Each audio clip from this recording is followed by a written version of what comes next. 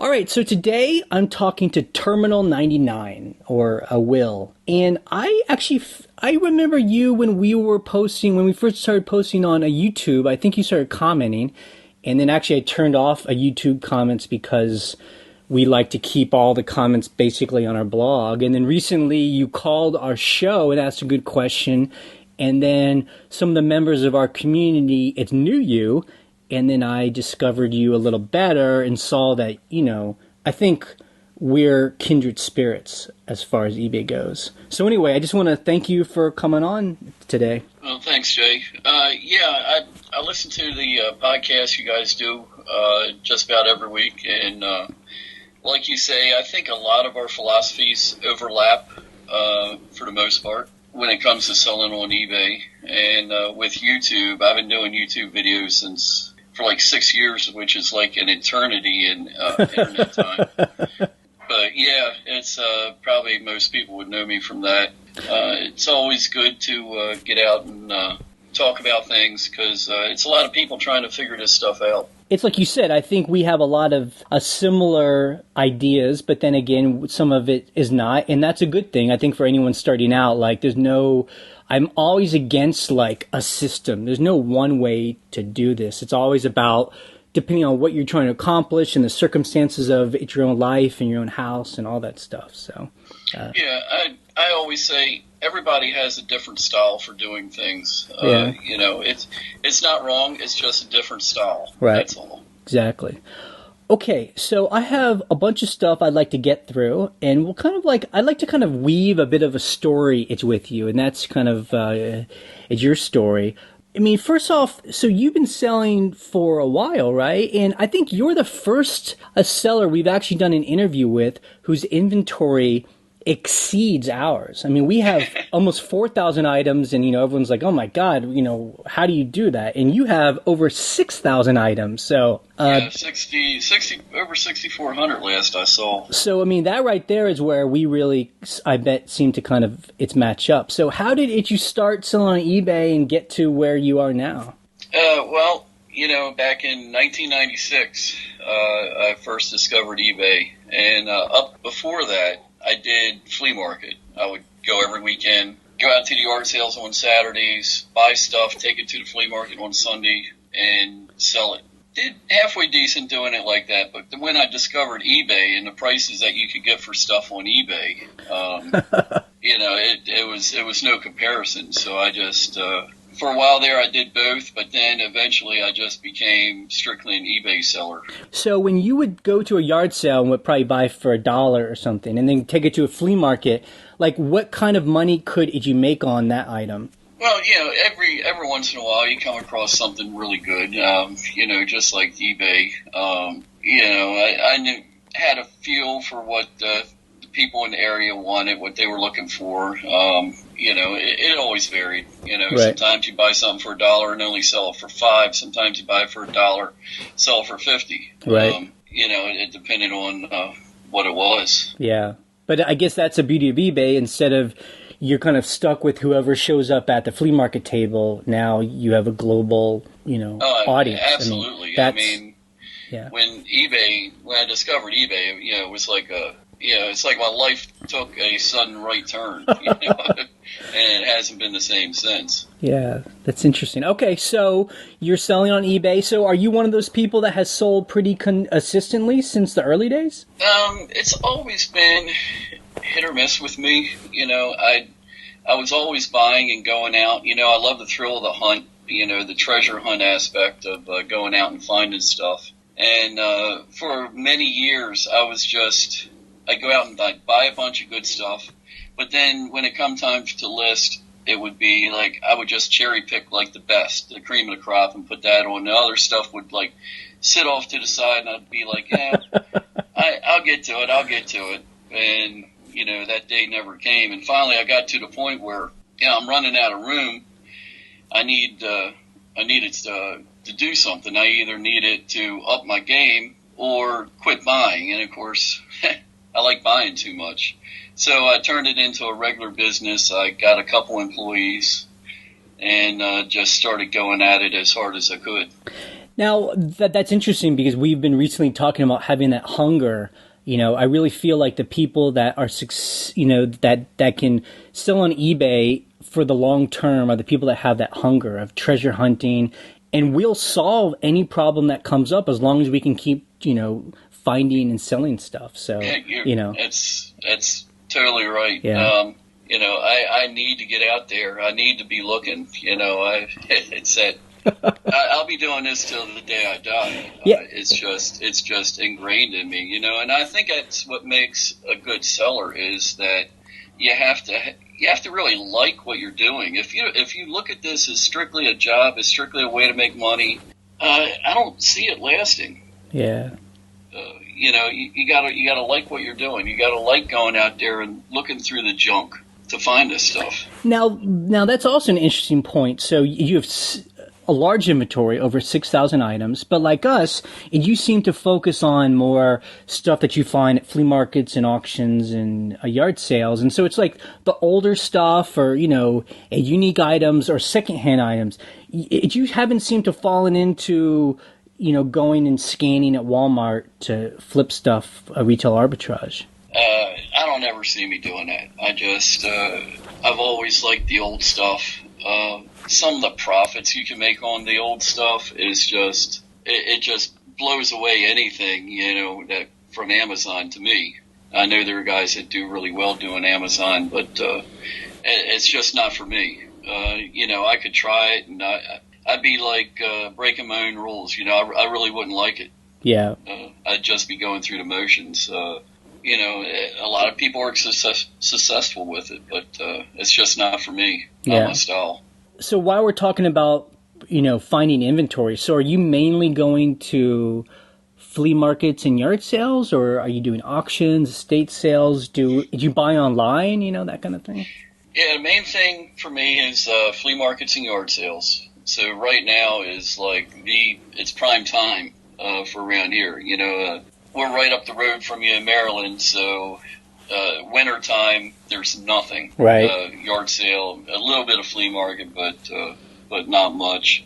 That's where I really like to find my stuff, and it isn't just everyday people I buy from. It's a lot of dealers I buy from too, who go out and buy stuff on Saturday and are looking to flip it real quick, the next day. Man, I've talked about that multiple times. We buy a lot of inventory from these guys, and, it's mainly men who go to, those auction storage auctions, and they buy, a truckload of stuff. They don't want to put the time into going through each and everything to figure out the value of it, but they just want to flip it quick so I can buy a box of stuff from them relatively cheap. Are happy, and then I'm really happy, Yeah, I bought a huge knife collection last month from a guy. It was like 190 different knives, just about all of them really good quality. And he sold the whole collection to me for $1,500. And he's like, yeah, you could probably get about $3,000 for them. By the time I get done selling them all, it's going to be more like $13,000. Yep. But he just didn't. He knew that if he put them on eBay, he could get really good money for them, but he didn't want to take the time. He didn't want to. Most of those guys have had bad experiences selling,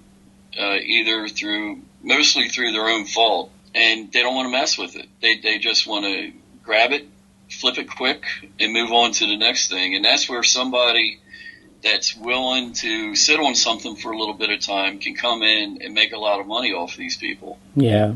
I mean, we say it all the time. I mean, we're willing to buy, a box of pottery for $25, and it may take us a year and a half to sell all 28 pieces, but we'll make, $4,000, over that a year and a half. And what we call it is we're like building a pipeline, It's like a slow, steady stream of income. I always like to think of it. Yeah, you ever know those arcade machines that pushes the pile of quarters? Yep.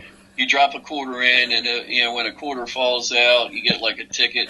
It's more like that because you never quite know when a bunch of them's gonna fall. It's like you never know from day to day how many sales you're gonna get. You might have a bunch, you might just get a few, but over time, if you keep dropping the quarters in the machine, it's gonna work out for you. Now, while again, we're kind of on the topic of buying inventory.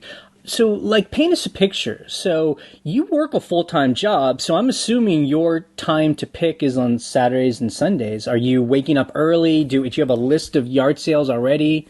I mean, how's that working? Well, I'm not working full-time anymore. I started out, when I had the employees, I started out full-time. But I've been lucky enough with my job. After I had the employees, I started cutting back my hours.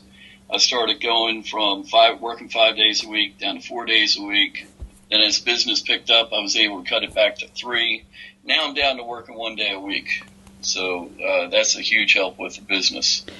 Now, I think that's interesting because we were kind of like that too, where we had a job, like we had something we did for a living and started selling eBay on the side. And just over about a period of 3 years, the scale switched. We started to do less of our regular work and more scavenging until basically we still do some gigs that pay us, but we mainly just scavenge now for a living. Yeah, and that's what I'm shooting for. My goal right now is to get my store inventory up to 10,000 items. Whoa! When I get to that point, I think I'll pretty much hit the wall between listing and selling. We're listing about 700 items a month, and we're selling around 400 some a month, so overall gain of 300. But by the time we hit 10,000 items, I should be selling around 700 items a month, so the two will even out. So I think if I can get it to 10, that'll be a good, nice round number. Okay, well, that's going to bring up some questions a bit later, but when you're going out to a yard sales, I mean, is it only you? Like, are you going alone and walking around? Sometimes I wish it was just me, but the wife and kids like to tag along too, and they're all looking for stuff themselves. My wife never went to a flea market, never went to a yard sale before she met me, but she's learned to love it. She gets out there with me early on Saturday mornings.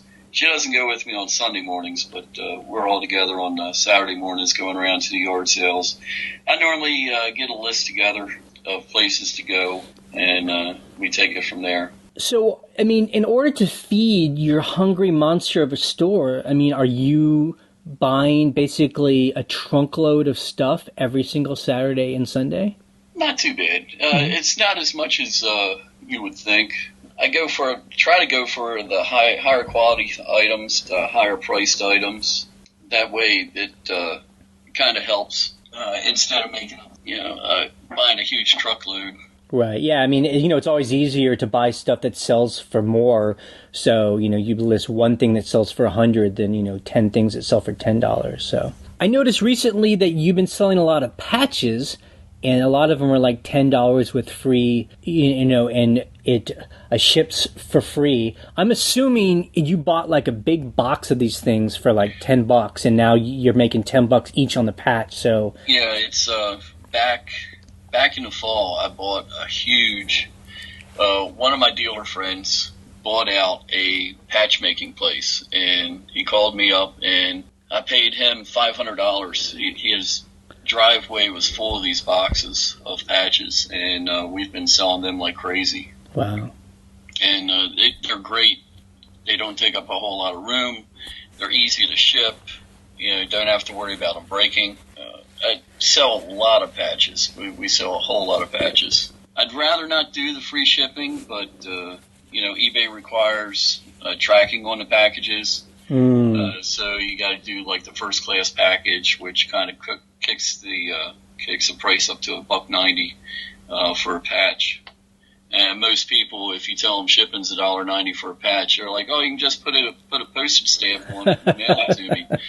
Well, I wish I could, but yeah, I need that tracking number. Okay, so I hope people have a picture in their head of you're kind of like us. You just go out into the world, and we live in this great country full of just so much abundance and waste, and you're just going around buying stuff from people that are just cleaning out their houses, right? I mean, that's basically the way what it's down to. So there's no a secret. It's just you're just out there getting stuff. Yeah, that's it.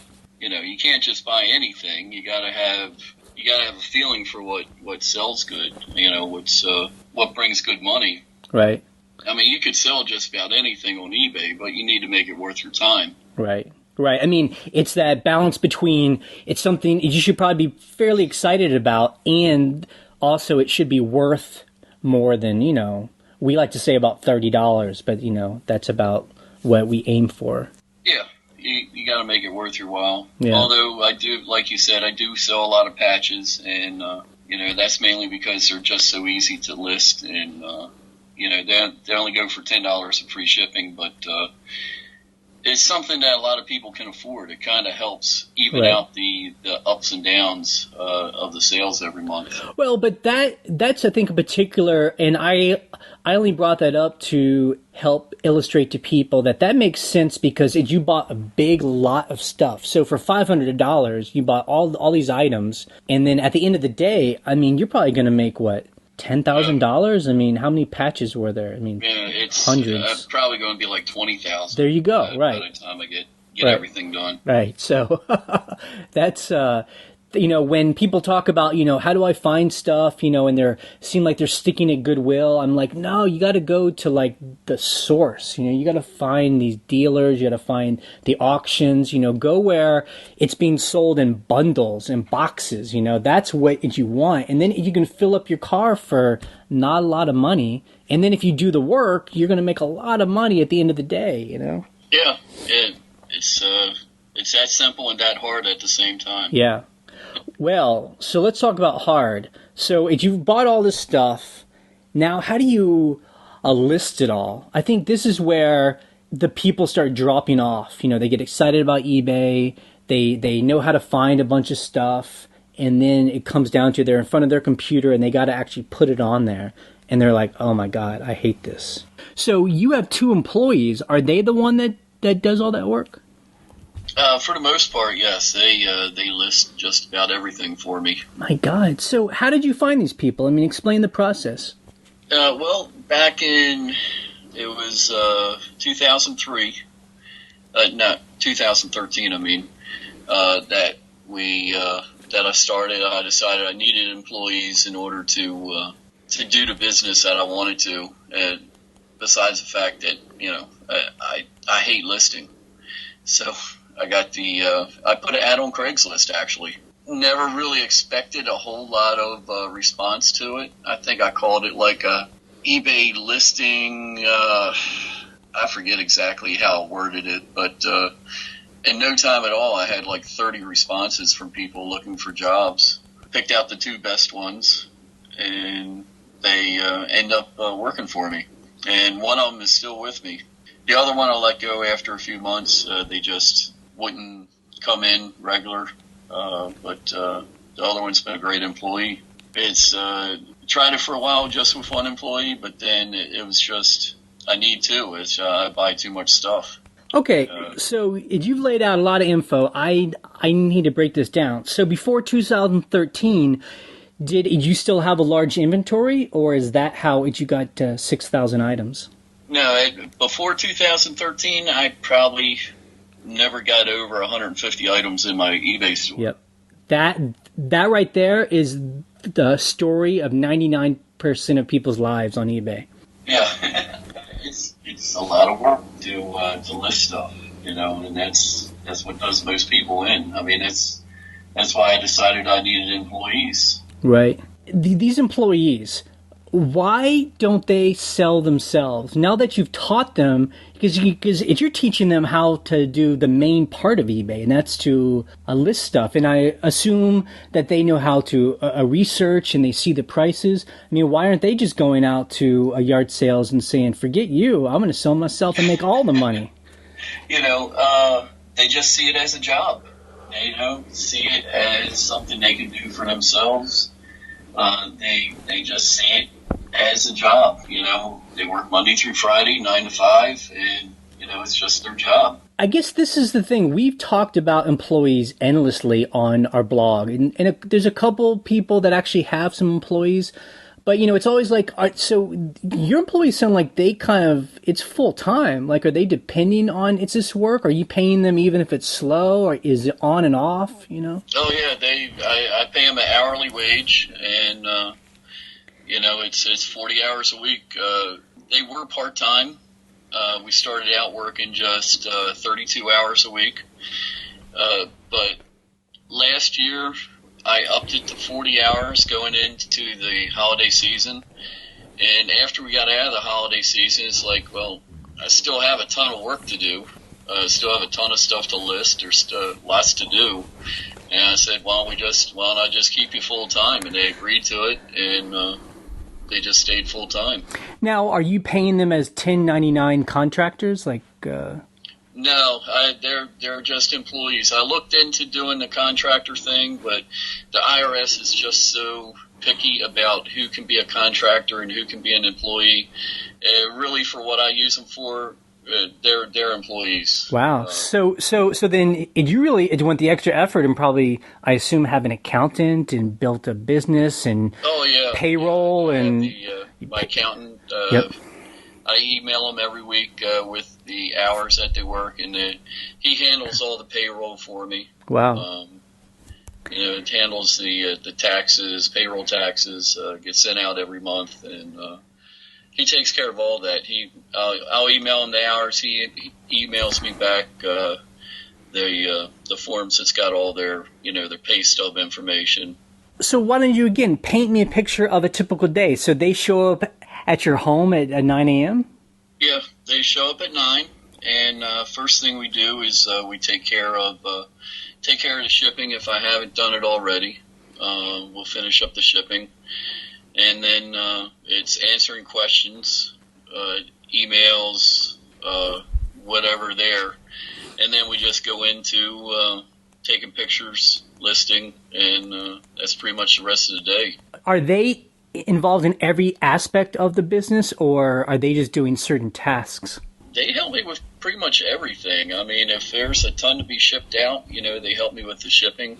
I try to take care of the expensive items, the more fragile items, the more challenging things to be packed up. I'll do those myself. They'll take care of all the others. And they take photos. They know how to do research now. They can handle it all. Now, I'm there to guide them along the way. But we took a vacation last month, and they had the place to themselves the past for a couple days, and wow. They did fine. So a lot of people, and I think we're included in that. We're like, it'd be nice to have help, but man, I just don't know if I could trust someone to handle my business because I like to do things a certain way. I mean, did it take a while to get to that point where you are okay? Yeah. It's with them answering questions. Yeah. I mean, and you got to remember, my one employee's been with me for almost 2.5 years now. We work together practically, 5 days a week.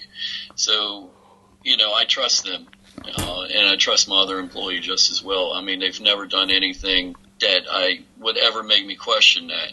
Right. But I forgot the question. No. I mean, no. The idea of allowing someone into your life and into your store and a business. We have a certain way of doing things. So it sounds like you're smart because you actually incorporated them into your home and you see them every day. It's not like I hear some people, they like give someone a tub of items and that person takes it home and everything's done more like online. That's a recipe for disaster, I right. think. It's just too much that can go wrong there. Right. In the beginning with the employees, I did a lot. I mean, I practically wrote the descriptions for each item, told them where to look to do research, and went over everything with them. Things are starting to go a lot smoother now because they know the routine. They know a lot of stuff right. From working with it. I buy a lot of the same stuff, so they know, oh, that's a piece of Vaseline glass. Right. And I don't have to tell them this, or depression glass, and here's the book to look up the pattern, and they know a lot without me even telling them now. And I still go behind them to check at the end of the day, to see what they've listed and make sure that everything's right. But they do great. Yeah. Now, that's the other thing about hiring employees. I mean, so it sounds like you have kind of not guaranteed them a job, but you're okay with the fact that you're paying them even during slow weeks. I mean, do you ever have problems, or are there just not ever slow weeks for you? Well, of course, some weeks are better than others, but I never have a problem making payroll. It's Right. I've been lucky, I guess. Yeah. Well, I mean, it sounds like you've made a good pipeline where you seem to always be making more than the money going out, and so right. I Yeah, mean, you're not going to be in business very long if you got more money going out than you have coming in. yeah. And so I guess this leads to the question of, so if you buy these items at like a yard sales and flea markets, you have employees to help you. Where do you store all of its stuff? I mean, if you have 6,000 items, that's what people always ask us. Where do you store everything? Yeah, it's I've basically taken over the basement of my house. Back when I told my wife I wanted to do the eBay business, and she's like, "Oh, well, you can take up part of the basement and do it down there." Well, I've taken the whole thing. Huh. But yeah, I've built shelving Yep. and got boxes. Ordered a bunch of boxes from Uline, so that they're all uniform. It works better that way. Yep. And come up with my own inventory system, and for the most part, it works pretty good. Yeah, I mean, people think it's overly complicated. I mean, we started it like you. It we're selling 100 items and then 200, and it just kind of grows, and we just kind of figured out our storage as things grew. Now, I wish I had a basement, but we don't. Instead, we live out in the country, so we have little small outbuildings, and we just would get another outbuilding as I needed it. But yeah, I can imagine storing 6,000 items in, a large basement. Like, that makes sense. It doesn't have to be complicated. No, it's not bad. I actually did a video of my storage system. If anybody want to take a look, it's pretty straightforward. Yeah. Nothing fancy. Yeah. Maybe one day, I'll get one of those systems like a pawn shop uses or something where everything has like its own little UPC code. Right. Yeah. But it's working fine for now. Yeah. So, okay. So, I mean, again, so far, I don't think most people hearing this would not think like this is overly complicated. You've just committed to a store, and you've committed to really doing it hardcore, and that's why you have 6,000 items, and that's what works. Yeah, it's like you said, it's not really hard. It's just you got to work at it every day. Right. Now, so you have 2 employees. So me and Ryan are partners. So I'm kind of like her employee, I guess. So, but that's why we're able to have, as many items as we do. Do you ever fall into the trap of maybe thinking of building an empire where if you're like, well, 2 employees are good. What if I had 10? And what if I bought an old warehouse? And, does that line of thinking ever happen to you? I've thought about it, and I do think that you could scale it up that far. I mean, I've taken it from just doing it myself to this far. I don't see any reason why you couldn't scale it out even further. For the time being, I'm pretty happy with the way things are going. It'd be a huge outlay of money. I thought about adding another building, and I actually looked into it, but it's almost like building another house because I need plumbing, electricity. Right. It isn't just building a shed. Right. It would be a pretty expensive thing. Yeah. I think, like I said, if I can get to like 10,000, that's my goal for right now, 10,000 items in my store. That would give me pretty good income with what I got, I think once I get there, I'm going to sit back and kind of reconcile everything and consider my next move after that. Right. I mean, ultimately, it's all about doing the numbers, and I think that's the key about scaling up is that once you start scaling up beyond just what you and maybe one other person can do, then it's about either you're renting a warehouse or you're building something or buying something, and then there's more employees you have to pay, and the costs start to mount, and so you have to make sure you've got enough stuff going out the pipeline to pay for all that. And also, to me, is like, maybe you can do that, but is your income at the end of the day in your pocket tremendously more for all the hassle you're having to take on, I agree. For right now, my costs are pretty much the same every week. Payroll's pretty much the same. The only difference is the amount of items in my store. So if I can increase the amount of items and then keep selling a good percentage of them, I should be doing pretty good. Like you said, it's all those extra costs of going beyond that, of hiring another employee, which I don't have room for. Yeah. Or adding more inventory. It would mean moving out of my house, which, I could see happening somewhere way down the road. But for right now, I'm happy with the way things are. So ending with the talk about storage, your current storage in your basement, can it hold 10,000 items? Yes. Okay. I believe I can shoehorn in 10,000 things in there. Yep. And are you mainly storing like smaller items? Like, do you have a hard and fast thing about, I will not buy big lamps and desks and anything too big? Well, I try to stay away from those, but, sometimes if you come across a deal that's just too good to pass up. You can't pass it up. Yeah. Yep. Yeah, it's like those rolling tool boxes we just sold. I just could not pass up these things at an auction. I can't ship them, but I knew I could sell them, and so I had to buy them, and I did. So okay, so you bought stuff, you brought it home, you're listing it, you're storing it. Now, when you ship it, what's your process for that? So is it only shipped like from 8 to 10 a.m.? Are you shipping all day? Like how do you do that? Usually, I try to do the shipping myself. I like packing things myself. That way I know that it's packed well. Not that my employees do a bad job. I just feel better doing it myself. If it's a lot of stuff, they give me a hand, and we normally get that out of the way first thing.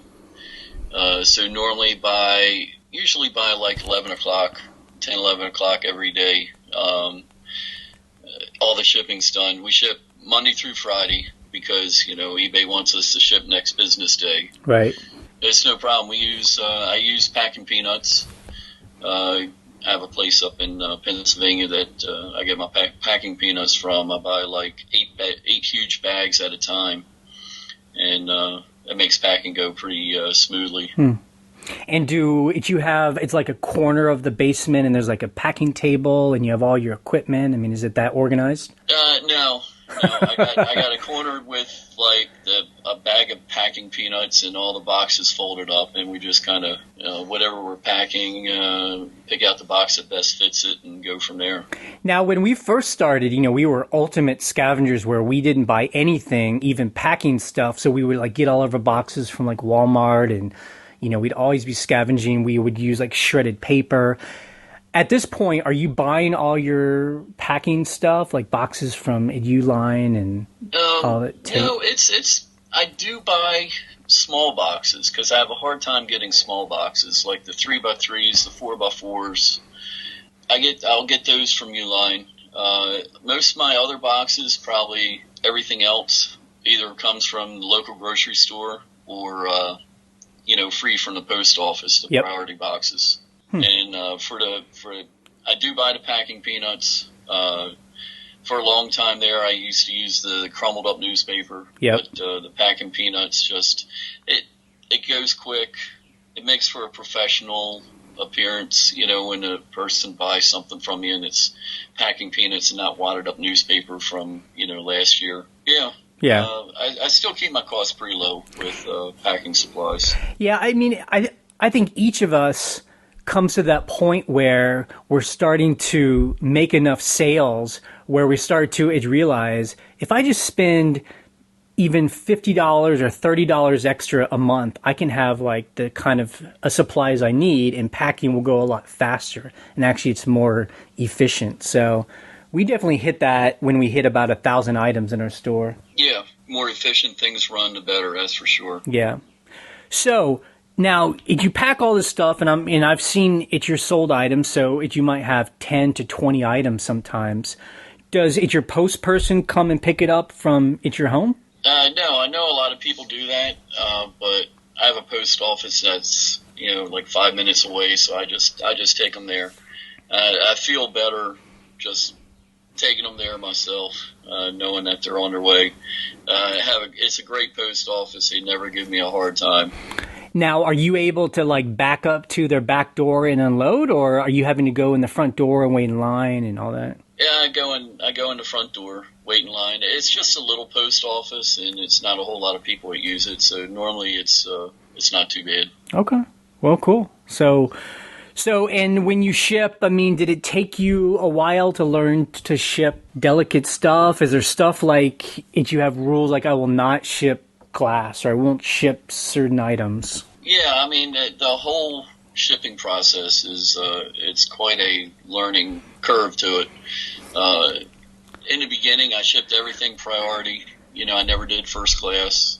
Never used envelopes. And now I basically use anything available. And I have no trouble shipping glass. I double box a lot of stuff now. I had a few things that got broke on me by the post office. When it's really fragile, I make sure I use a lot of bubble wrap and double box. I think a bubble wrap is cheap insurance. Yeah. Now, are you shipping overseas or through the global shipping program? I do patches through global shipping because I've had a few of them that's turned up missing. But for everything else, I don't do global shipping. It's just, from my experience, the fees that are being charged. For example, I sold a camera to a person in China, and it was a $600 camera, but they wanted to tack on another $300 in fees through global shipping.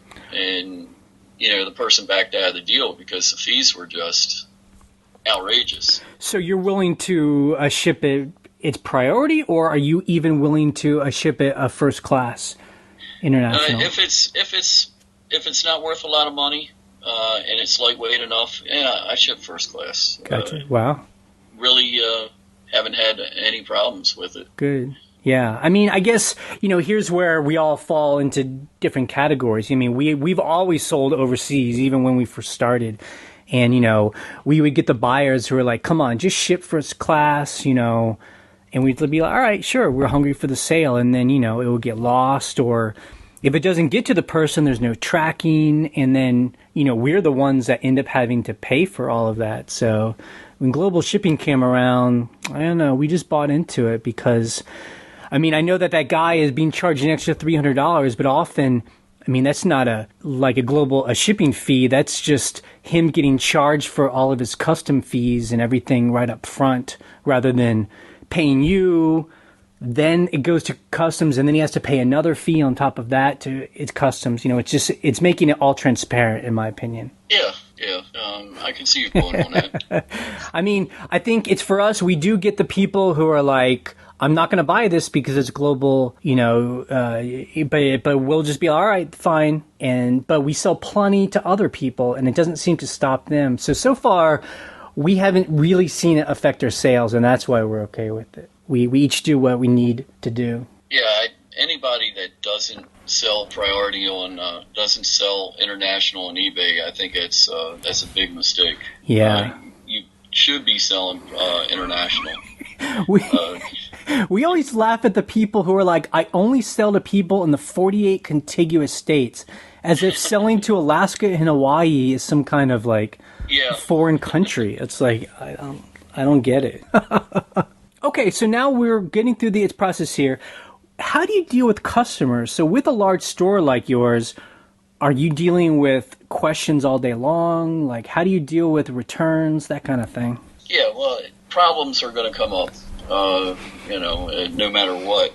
There's going to be something going wrong somewhere. The best way to handle it, I've found, is just get out in front of it. Too many sellers take the position that they feel that when a seller contacts them, they're trying to pull one over on Yep. them. Scammers. Yeah.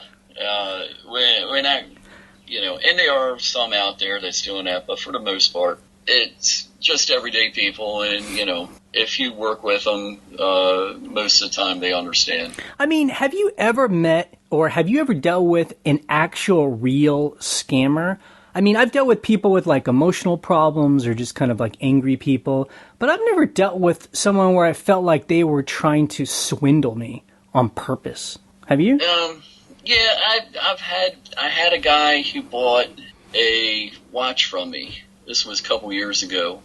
So he bought it for like $50, and then he emails me and says, I was a high bidder at this for $50, but it's only worth $30, so that's all I'm going to give you. So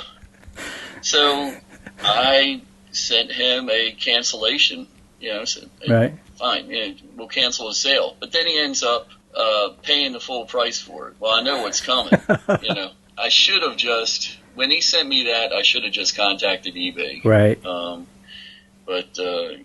That was a whole mess. So wait, he got it and then started a return or gave you bad feedback, or? He got it, left negative feedback, and that was a couple years ago. I forget all the details, but right. I've never got anything like that before. Yeah, I mean, I always tell as new people, like, I mean, as much as people like to rag on eBay, it's a pretty good process in the sense like eBay's a middleman, and there's a process for anything. And if someone's unhappy, we just say return it for a full refund. Like those are the magic words. Once you say that, the buyer has to send it back or shut up. It's just get in front of the problem. Don't let it get out of control. Don't let your emotions get in the way. Right. And just be businesslike about it. Huh. Can you tell me, so do you have like a percentage of items that get sent back to you? Like out of 100, is it like 2, 3%, 4%? It's pretty low. Yeah. One of the things I tell my employees is that when you describe an item, I want the customer to say, gee, this was better than I expected. Yep. And that goes a long way. It'll probably cost me a little bit of money up front because they describe every little thing, on an item. By the time you're reading it, you think it's a piece of trash. But customer gets it and they're like, oh, it looks pretty good. Yeah, that was something we had to learn early on. Like we wanted to say it was better than it actually was, and then people get it and they're disappointed because we've oversold it. So we learned to undersell things almost, and it's always the right thing to do. Yeah, definitely. Now, are you letting your employees deal with customer problems? No, I handle all the customer problems. Got it. Good. It's really not that many. I have like a whiteboard downstairs in the office, and when there's a problem that comes in, it goes up on the whiteboard, and when it's done, I put the mark through it. So it's only a couple problems on there right now. Yeah, I find like it's new sellers, and we did this too. I think we all overblow it. I mean, we sell quite a bit too. It's like you, and we might get. I mean, sometimes we won't get any in a month. Sometimes they come in waves where we're dealing with it's 4 people at one time. But really, even at the amount that we do each month, we don't really deal with that. It's many problems. Most 99% of items go through fine. People are happy. Everything's fine. Yeah. It's I think the same way. Just about everything, there's no problem at all. Every once in a while you get that. I call it my 1 in 1,000 customer. Yeah. That's the one that's just they're just plain crazy, or they're trying to scam you. But I'll know if it's it's almost like every 1,000 items something will come up. I'll get one of those people. But those people are still easy now. It's just like return it for a refund or not. It's like there's not. As long as you don't give them multiple choices or start engaging in long conversations, it's pretty simple, even the craziest people. Right. That's the way to handle it. Yeah. And also just the last thing on this topic, I just never understand. It seems like it's a lot of the older sellers, not older in age, but older as in experience on eBay, there's this group of sellers that are always like, I don't take any its returns at all. Like once someone buys it, they have to keep it. I don't understand that mentality, and it's not even possible on eBay. So I always tell people, just take its returns, even do 30 days, Yeah, it's not that hard. I'm surprised at the amount of people that you tell them return it, they say they are, and then they never do. Exactly. That's a great thing, Yeah. Like, it's almost like you're just giving them an action. And, I wouldn't say it's half the time. I'd say 20% of the time the buyer, I guess, either realizes they want to keep it or they just too lazy to, like, print out a label. And they're just like, I'll keep it, Yeah, I think that's what it is. Okay, so this next topic is, and you can be as, open or we can talk about it as openly as you want, about money. I don't expect you to give us how much money you make, but, I mean, when you started to sell, when did you start to make, like, an income that would cover all your bills? Like... Probably... A year into it? 2 years? 6 months? Yeah, it was probably about a year into it. Yep. That once we were going pretty good, got a good amount listed.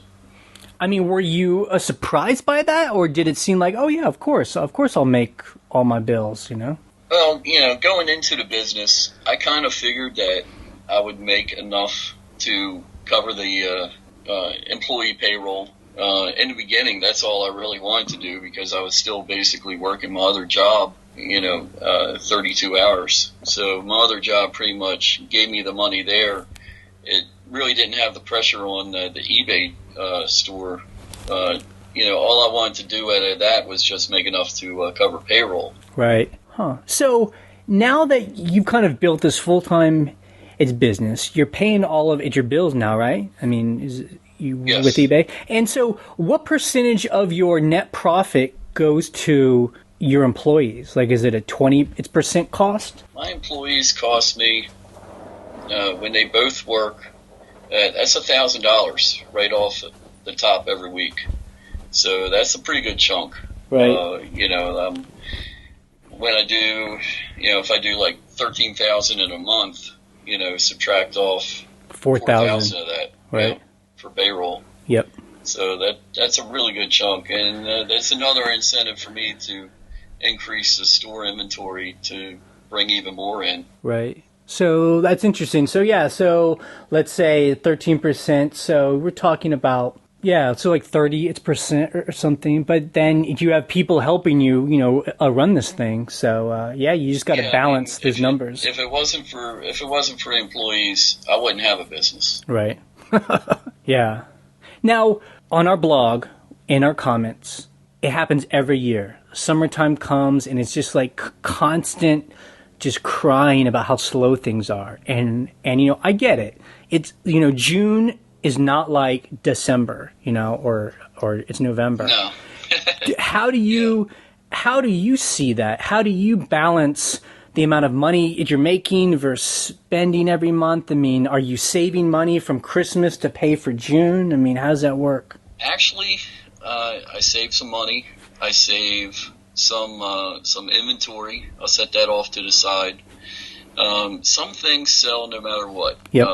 Good quality knives, jewelry, gold jewelry, sterling silver. That'll sell no matter what, even in the middle of summer. Having a lot of low-priced items like these $10 patches I sell, they're really not that affected with the summer slowdown. Yep. Because it's just $10. I mean, anybody can afford a $10 patch. So things like that. I'm trying to get more into jewelry now because it just sells so well. Now, how are you finding jewelry? I mean, people are always like, I'm finding all this gold jewelry. I'm like, where are you finding this stuff? Like, I mean, people know what gold jewelry is. Like, this stuff isn't just at the bottom of boxes. A lot of times they'll take it to like these gold buyers and, they'll take like a nice sapphire ring, 14 karat sapphire ring, and they'll take it to a gold buyer. Well, the gold buyer is just looking for the gold value. And they'll offer them like a third of the scrap price. If the scrap price is, $150, they'll offer them $50. Right. And then a lot of people will take it to the flea market and say, the scrap guy wants to give me $50 for it. I'll put 60 on it. And then I'll come by and buy it for 60. And then lots of times I'll get more than the scrap value because I take into account the stones that are in the piece. Right, and plus the work that it's been done on. It's an actual a ring. It's not a lump of gold. Right. Yeah. Right. Huh. And I'm surprised at how many shops that I sell to. Huh. Jewelry stores, pawn shops, things like that. Are you finding these rings and stuff at flea markets? I mean, isn't it a yard sales? Is it? Yeah. I had a huge amount that I found at a yard sale. I pulled up. It was a yard sale that started at 9 o'clock. Right. And it was 10. We were on our way home, and I pull up in front of this house, and these two people were carrying this big, tall jewelry chest down the steps. I didn't think much of it. I thought they were just selling a jewelry chest. But then they set it down and opened it up, and it was like loaded top to bottom with all this jewelry. Wow. And I look around, and it's like I'm the only person there.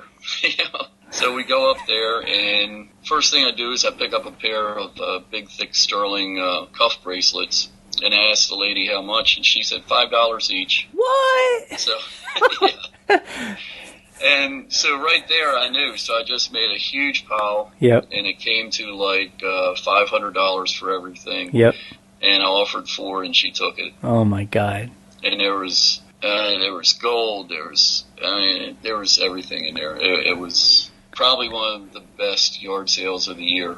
I always tell people, you cannot guarantee you're ever going to hit that again. And when you see stuff like that, you got to go all in. I mean, even if you have to like go to the ATM, it's like that's when you got to buy it all. Yeah. It was quite something, and it was a lot of designer pieces, and it's what really helped open my eyes about how well jewelry sells. And now I'm making an effort to look for this stuff, and so far every week I've found a little something. So my wife does very well with that stuff, although, it's kind of like here and there.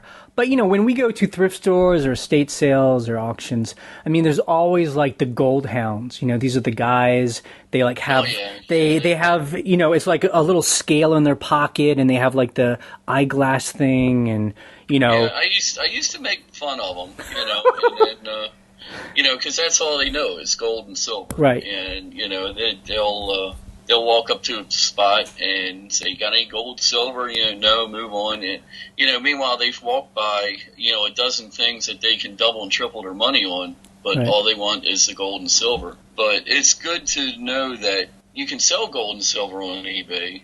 Most people, they have gold.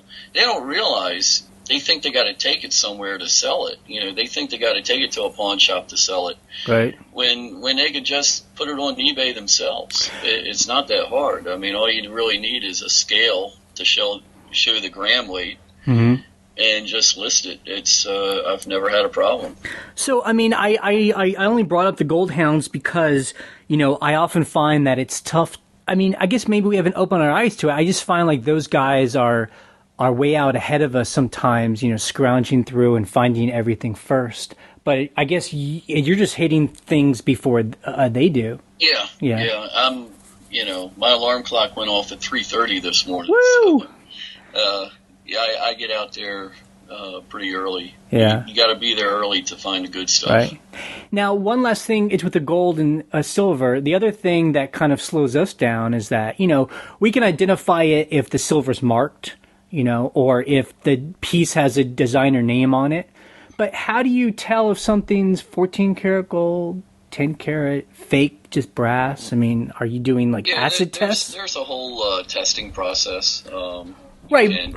Right. But I mean, when you're at the yard sale, you can't break out a bottle of have an etch test or so how are you identifying the gold at the yard sale? I'll probably get burned one day. Okay. So far it hasn't happened. But, wow. Okay.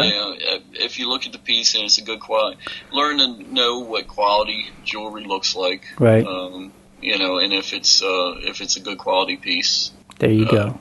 Go with it. Got it. So you just told me, it's what I tell people. You're like, sometimes you just have to go out there and experience it. Just buy some stuff and see what happens. Yeah. So it's all just, you just have to experiment, I guess. Yeah. I mean, I'm not going to, if a person's got one ring on their table, I'm not going to pull out a scale and a file and, assets. And, Yeah. We've talked about, you're making an income, you're paying employees. How do you deal with like your taxes? So if you have an accountant, do you have a spreadsheet? Are you just throwing him a box of its receipts? Like, how do you expense going to a yard sale and spending cash? Yeah, I keep track of all my expenses. Mileage. You got to keep track of everything because that helps you in the end come tax time. It's just, when tax time comes around, I have everything written down for him, what they are, and, he just fills in the blanks. Yeah, I always tell people, when they talk about taxes, I'm just like, get an accountant. I don't know how much more clear to be. Just like, if you're doing this full time, get a professional to help you. It doesn't cost that much, Yeah, it's, I think a lot of people use that as an excuse for not doing it. And it's not hard at all. I mean, it doesn't take a lot of time. It doesn't take a whole lot of money. It's definitely the way to go. I wouldn't know where to begin doing all that myself. Between payroll and filling out my own taxes, it's so much easier just to pay him and let him take care of everything. Right. But, and I always feel like, I want to do things fair and honest, and I don't want any trouble. It's with the IRS. I also just want someone, in case I ever did get the IRS, it wants to come and check its numbers. I want someone between me and them, Yeah, I always felt that would help a little bit, having, if the IRS ever looked and saw, oh, well, he's got an accountant, that's still, it doesn't mean that everything's perfect, but, it's definitely a little better than doing it myself. Now, the question, we get this probably every tax time. People are like, well, how do you keep track of your sold items? It's your COGS, your cost of goods sold. If you go to a yard sale and buy a box of stuff for, $8 and there's 22 things in there, how do you tell the IRS, how much each of those things cost and when they sold? I mean, how are you doing that? It's definitely a challenge. Yeah. It's easy when you're a store and you got, a case of the same thing coming in all the time and everything's scanned with the UPC code. Right. It's a challenge to keep track of. Yep. It's a lot easier now because the stuff coming in pretty much gets listed that week. So it doesn't sit around and I have to wonder, oh, what did I pay for this? So it's easier to keep track, basically as it's listed. We keep a separate sheet for what the price was. Now, how long are you willing to hang on to an item? I mean, this is kind of how we first started to talk online was, we both have big inventories, and you put everything on auction first, and things that don't sell on auctions, you then put on Buy It Now. How long are you willing to hold on to an item on Buy It Now? Well, let's see. I have some stuff on there that's like 2.5 years old now. Ideally, I really don't want anything over a year. Right. But, and when things start getting too old, I start lowering the price. Right. But, if I have to hold on to it, I'm not losing any sleep over it. Right. Okay. Well, so then you're kind of, it's like us. I mean, I don't want to hold on to things for a long, long time, but ultimately it's easier for me to list it, forget it, and knowing everything eventually sells. I mean, everything. Yeah, everything. Sooner or later, you'll find that person that's been looking for that one item. Yeah, especially if you put a make offer on most things. You'll eventually get an offer, and we'll be like, oh, I've had that for a year or two. Like, yeah, I'll take that offer, no problem. Yeah, and, I always wonder sometimes, if make an offer, I think sometimes that costs me money. Yeah. Because I know myself that, I see stuff and I'd be willing to pay the price, but they have make an offer. Right. So, but why would I pay full price if you got to make an offer on something? Yeah. So, yeah, but I guess for us, we're like, we always price the things that have make offer, we price really strong, and so we're like, yeah, anything. I price everything. I price everything high to begin with. Yeah. So that does help when they make an offer. Right. Huh. So, okay, so if your taxes are paid, everyone's happy. So your goals for right now are to get to 10,000 items. That's kind of like it's your eyesight right now. Yeah, that's like my... I even thought about making up a chart, like they do for fundraisers. Yep. And just mark it off every week. Yep. But yeah, 10,000. That's my goal. Yep. It'd probably take about a year to get there. That's incredible. And so you aren't worried, God, these guys, it seems like it's mainly men. They hit us on the blog pretty consistently. They talk about dead inventory. They're like, you got to be careful. If you have too much stuff in your store that isn't sold, your search rankings go down. Like, you got to keep things moving. You don't seem worried about that. No, I still make plenty of sales every month. Yeah. To relist, I have an anchor store, so it's only a nickel right per listing to relist it. So so it stays on there for 12 months. It's 60 cents. Right. And so if something's on there for 24 months, it's $1.20. And so if I buy something for 2 years, right. So a long time. So if I buy something for $1, sell it for $30, and it costs me $1.20 to sell the thing, I'm still making like over $20 profit on it. Right. I always have to break that kind of a math down, and I just don't think people get that, Yeah, people, it's the old, do you want a fast nickel or a slow dime? Right. And I make a lot of money from people wanting a fast nickel. Yep. What does your family think about this? Have they evolved over time? Is it... Yeah, my wife has come around, and as long as the money keeps going in the bank account. Exactly. She's, and the stuff's in the basement, so it's out of sight. Those two things mainly. Keep the stuff out of sight and keep the money going in the bank account, and everything's fine. And plus, it sounds like now that it's your home much more, is that a big plus to all this? The fact that you're home and... Oh, yeah. Absolutely. It really helps. It's not like I'm tied to a desk. Right. When something comes up, if a family member needs to go to a doctor's appointment or something, or anything, I'm here. Right. So this is the question that I ask mainly other guys, men, because I don't know, it's like maybe an ego thing or the way America's built. You're very casual about this, but this is like your full-time job for the most part. And, in America, it's like they want, it's kind of this assumption you got to have a career. And when you're at like a cocktail party, you can say, oh, I do this, I do that. Our job is basically, I sell old stuff on eBay, Has that ever come up for you? Is that a weird conversation to have with friends? Do you care? I really don't care. Yep. But, here I am. I have a business that I started from scratch. I have two full-time employees. Yep. Every week I sign the front of a paycheck. How many people can say that? Yep. That they signed the front of a paycheck instead of the back. And I like that. Yep. I like that I've built this up. Yep. I don't ever see it changing. I knew I liked you, Will. I like that answer. That's the right answer. I feel that way too. I think I struggled with it for a while, especially as I was doing is less of my work that it was my career. As I was doing is less of that, I was like, is this what I'm doing? I'm kind of going the other way. Like, if this doesn't work out and I have to like try and get a job again, I'm going to have to explain to a guy, for about 5-10 years, I was selling old shoes on eBay, but at this point it's like, I'm all in. We're making money. We are able to buy property, we're paying debt off.